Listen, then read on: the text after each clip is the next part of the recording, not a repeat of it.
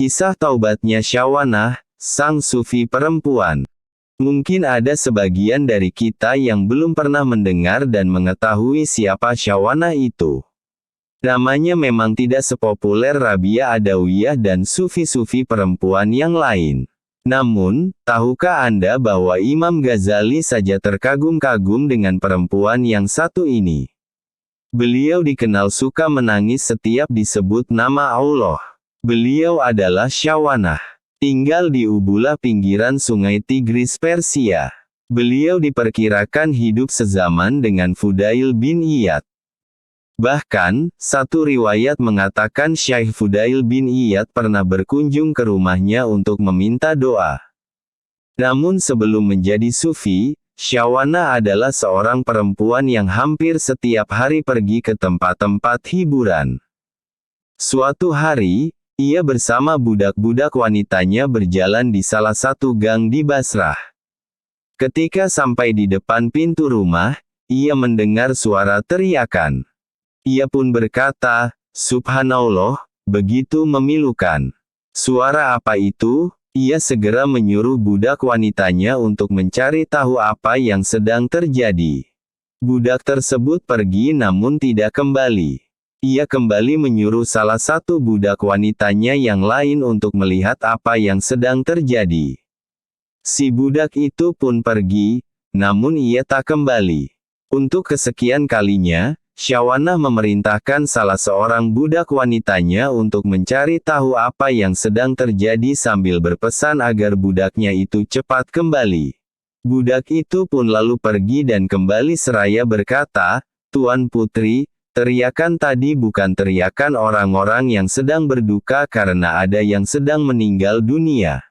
Tetapi itu tangisan orang-orang yang sedang menyesali dosa-dosanya, tangisan orang yang sedih karena penuhnya catatan hidup mereka dengan goresan-goresan tinta hitam maksiat." Setelah mendengar laporan dari salah satu budaknya tersebut, Syawanah segera pergi ke balkon rumah itu. Ia melihat seorang pendakwah yang dikelilingi oleh sekelompok orang. Pendakwah itu sedang memberikan nasihat dan wejangan kepada mereka, mengingatkan mereka akan siksa Allah sehingga mereka bercucuran air mata. Ketika Syawanah ikut bergabung dengan mereka, sang pendakwa sedang membacakan ayat Al-Quran.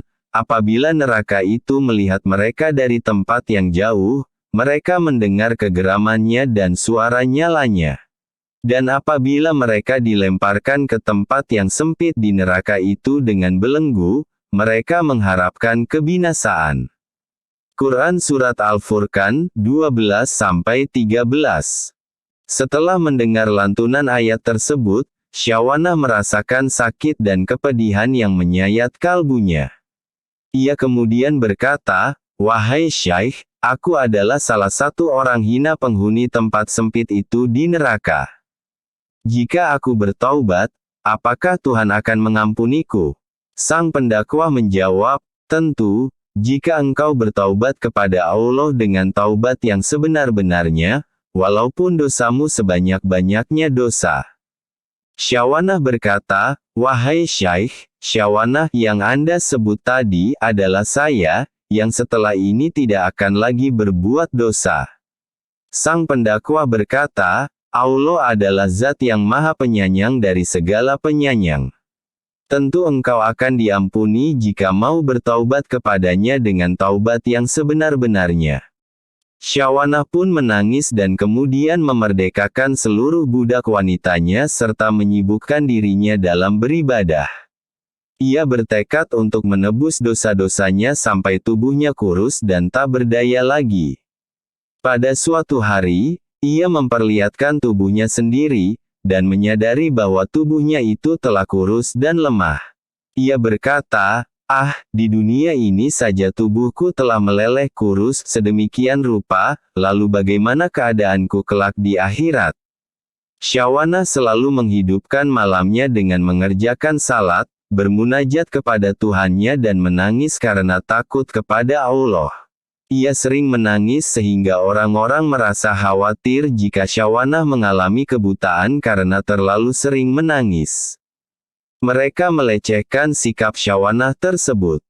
Tetapi dengan tenangnya ia menjawab, aku lebih senang jika harus buta di dunia karena terlalu sering menangis karena Allah, daripada aku harus buta di akhirat nanti karena percikan api neraka.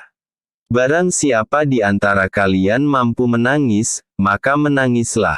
Tetapi jika ia tidak bisa menangis, maka kasihilah orang yang selalu menangis karena dia mengetahui apa yang telah menimpa dirinya.